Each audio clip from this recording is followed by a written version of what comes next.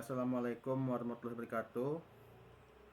Di sini kami ingin presentasikan tugas teknologi blockchain oleh kelompok 16. Perkenalan, yang pertama saya Muhammad Bahri Wahyudin dan ada teman saya namanya Lydia Natasha, dan yang ketiga ada Fajar Fauzi, dan yang keempat ada Nurjana. Studi kasus keamanan kriptografi. Presentasi ini membahas dua studi kasus utama, degradasi integritas hashing MD5 dan kebocoran kunci private dalam sistem keamanan.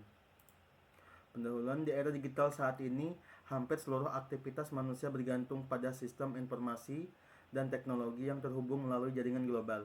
Kepercayaan terhadap teknologi tersebut tidak lepas dari tiga pilar utama: keamanan informasi, yaitu integritas data, autentikasi, dan kerahasiaan. Ketiga aspek ini sangat bergantung pada dua komponen fundamental dalam kriptografi modern, yakni hashing dan kriptografi kunci publik. Pengertian hashing.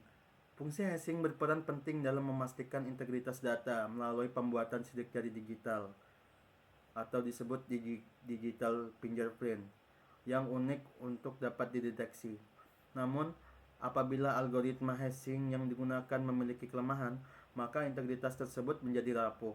Kasus pada algoritma MD5 misalnya menunjukkan bahwa kelemahan berupa collision dapat dimanfaatkan oleh penyerang untuk menyamarkan file berbahaya sebagai file sah atau bahkan memalsukan tanda tangan digital.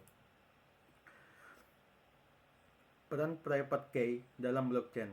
Dalam sistem blockchain, kunci private memiliki peran sangat penting, antara lain kepemilikan aset digital, akses terhadap aset misalnya Bitcoin atau Ethereum hanya dimungkinkan dengan kunci private. Kehilangan kunci berarti kehilangan akses permanen terhadap aset. Yang kedua, autentikasi transaksi. Kunci private digunakan untuk menandatangani transaksi agar jaringan blockchain dapat memverifikasi bahwa transaksi tersebut benar berasal dari pemilik sah.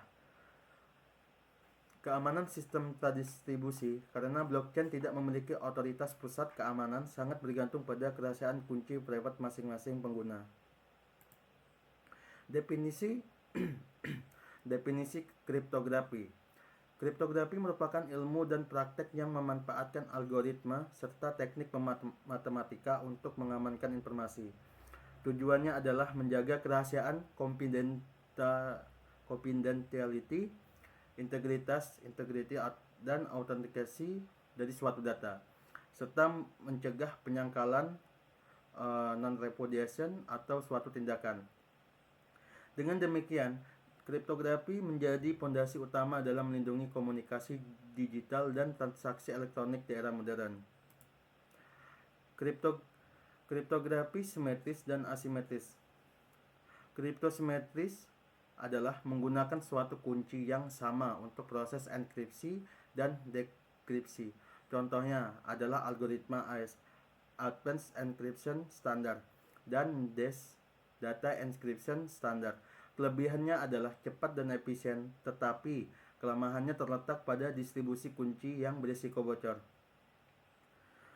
Kripto asimetris adalah menggunakan sepasang kunci, yaitu kunci publik untuk enkripsi dan kunci private untuk dekripsi. Contoh algoritmanya adalah RSA, Reverse Shared Element, dan ECC, Elliptic Curve Cryptography. Kelebihannya adalah keamanan distribusi kunci lebih baik, namun performa relatif lebih lambat dibanding simetris.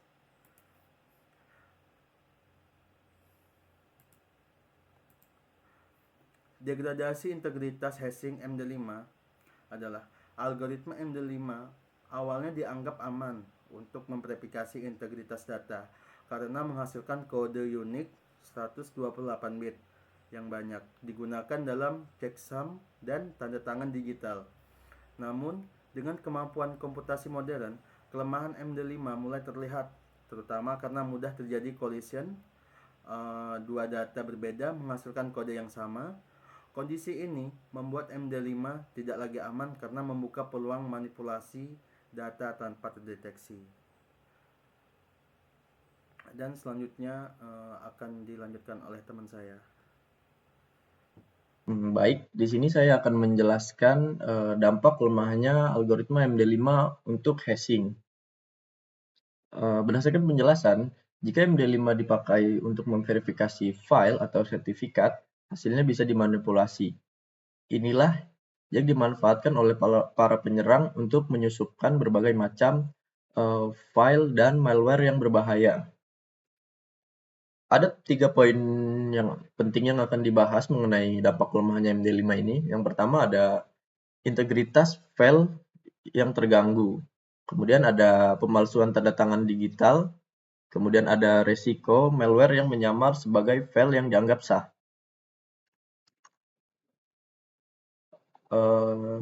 Kita mulai dari yang pertama.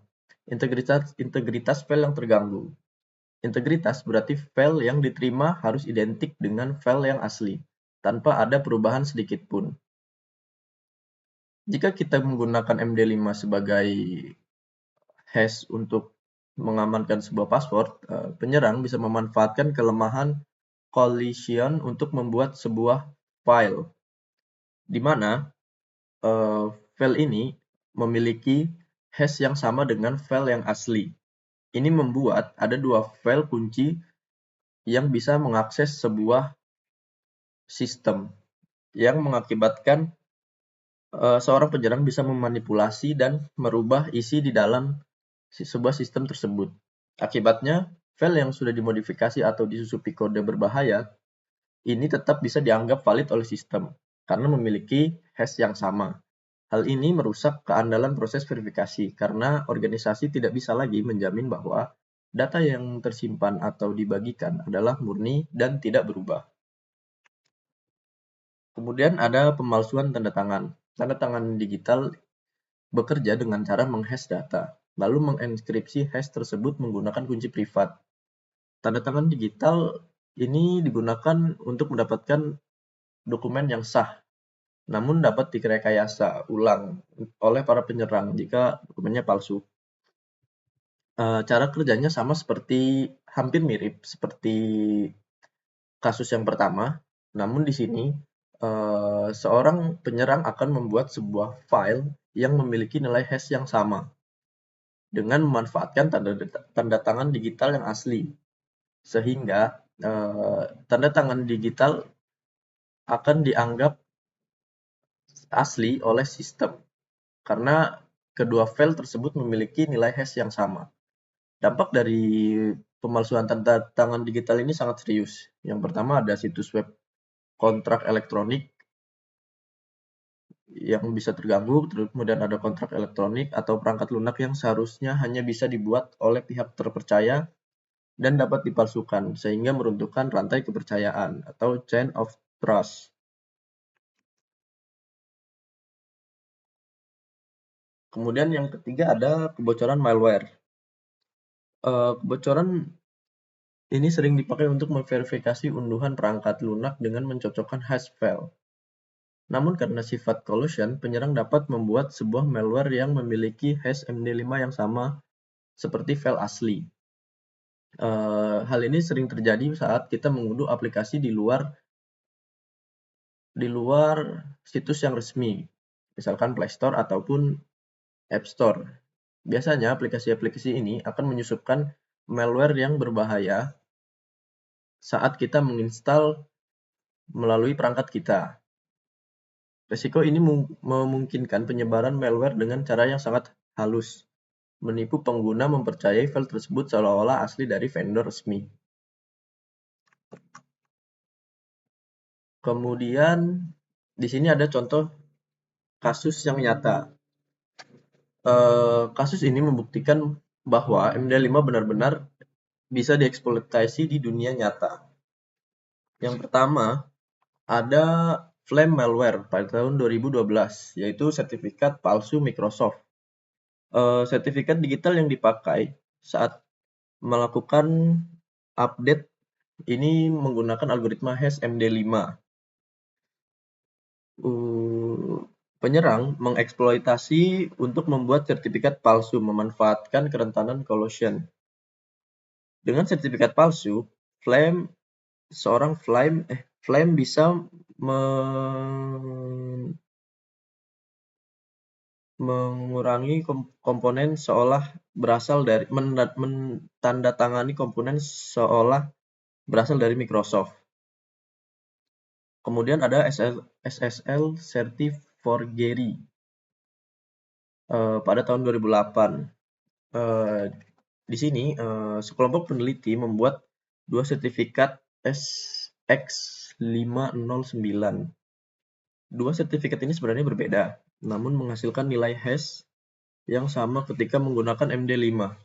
Ini membuat ada dua file kunci yang dapat dianggap sebagai dua tanda tangan yang sah. Akibatnya, penyerang dapat memanipulasi kepercayaan browser terhadap situs palsu. Hal ini menimbulkan rusaknya rantai integritas karena sistem yang menggunakan MD5 tidak dapat memberikan sukses seperti yang asli dan palsu. Kemudian ada LinkedIn branch, di mana password pengguna bocor MD5 tanpa salt. Kebocoran ini terjadi ketika password yang dihash menggunakan MD5 tidak ditambahkan salt atau karakter acak, sehingga para penyerang mudah melakukan brute force untuk mendapatkan kunci asli dari akun pengguna. Hal ini menimbulkan rantai masalah yang terus-menerus karena beberapa pengguna menggunakan password yang sama pada layanan yang lain.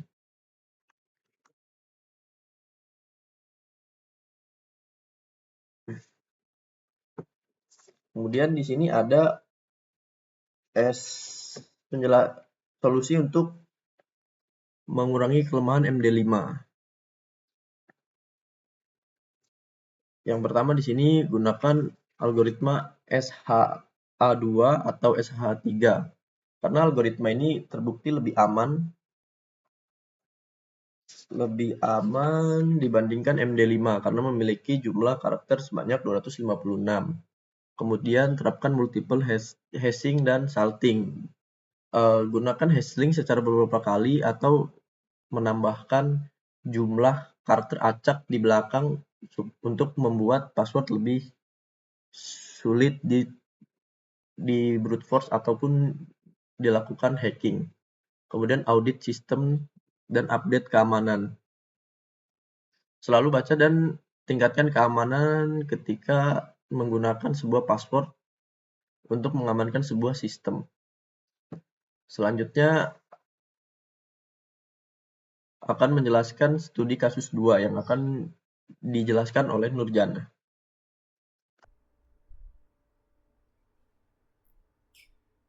Ya, selanjutnya di sini saya akan menjelaskan studi kasus 2 kebocoran kunci privat.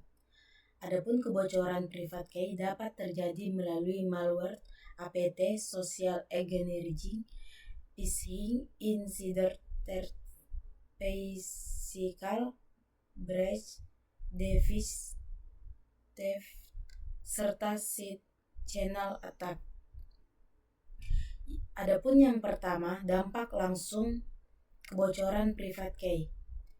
Attack dapat melakukan impersonasi, membuat signatur palsu, mengakses data transkripsi, dan melemahkan authentication serta akses kontrol. Dan memiliki 3 risiko utama. Yang pertama, impersonasi dan pemalsuan. Yang kedua, deskripsi data. Dan yang ketiga, kehilangan aset digital. Yang kedua, dampak jangka panjang dan sistematik. Kebocoran menyebabkan reputasi rusak, hilangnya kepercayaan pasar, peningkatan biaya insurans, kebutuhan monitoring jangka panjang, forensic investigation, dan proses legal. Selanjutnya, contoh kasus nyata privat key. Yang pertama, Flamwell, sertifikat pemalsuan. Adapun Roca vulnerability, Smart Card 2017 dan DMM Bitcoin Hack 2024 sekitar 4.502 BTC. Yang terakhir Bybit Hack 2025 sekitar 1,4 miliar dolar Amerika Serikat. Adapun penjelasannya, dampak kebocoran private key bisa bernilai miliaran dolar dan reputasi organisasi juga ikut hancur. Selanjutnya, algoritma dan solusi teknis. Yang pertama ada Sepmir Secret Sharing, yaitu kunci dipecah, yang mana kunci privat dibagi menjadi beberapa hingga tidak ada satu pun yang bisa mengungkapkan kunci penuh. Yang kedua ada Threshold HDSA atau MPC, yaitu tanda tangan kolektif, di mana beberapa pihak secara kolektif membuat tanda tangan tanpa harus mengungkapkan kunci privat masing-masing. Yang ketiga RFC 6979, yaitu non-deterministic, standar yang menetapkan cara menghasilkan angka acak sementara. Dan yang terakhir CRL dan OSCSP, yaitu revokasi sertifikat, daftar sertifikat yang telah dicabut dan harus mengecek daftar ini untuk memastikan sertifikat itu masih valid apa tidak. Adapun algoritma ini dirancang agar kunci lebih sulit diekspos langsung serta mendukung mekanisme revokasi. Baik, di sini saya akan memaparkan atau menjelaskan materi tentang mitigasi lanjutan. Di sini ada 3 poin. Yang pertama ada teknis. Di dalam teknis ada HSM, lalu ada key rotation, lalu yang terakhir backup terenkripsi. Poin yang kedua ada manajerial. Di dalamnya ada kebijakan less privilege, MVA, dan training. Poin yang ketiga ada incident response, rencana darurat jika kunci bocor.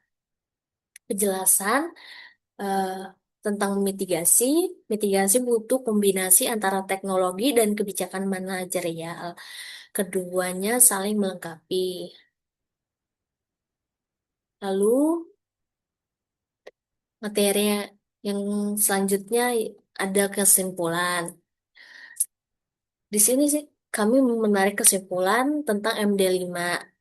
MD5 terbukti tidak aman dan disyaratkan diganti ke SH2/3. Di sini ada alasannya. Kenapa sih harus diganti? Ada 5 alasan, yaitu yang pertama tabrakan hash. MD5 sudah terbukti bisa menghasilkan hash yang sama dari 2 input yang berbeda.